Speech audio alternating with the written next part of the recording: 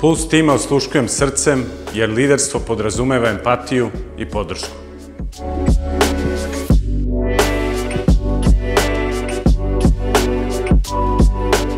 Želeo bih da me pamte po ljudima. Ljudima kojima sam dao šansu i talentima koje sam prepoznao. Po liderima koje sam razvio i timovima koje sam kreirao. Po empatiji i razumevanju koje sam imao za svakog jednog pojedinca. Jer naši ljudi i naši timovi su naše ogledalo u poslovnom svetu. Kada razvijate jednog lidera, vi u stvari razvijate celu organizaciju koju taj lider vodi.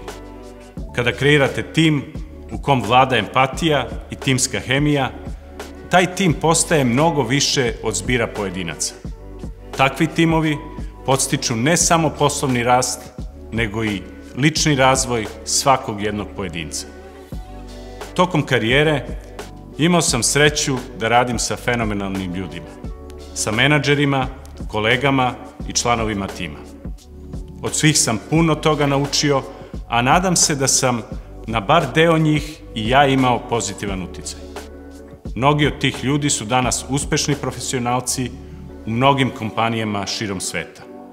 I to jeste pravi legacy, jer rezultati prolaze, ali ljudi i timovi koje smo izgradili ostaju kao jedini trajni uticaj koji mi kao menadžeri imamo.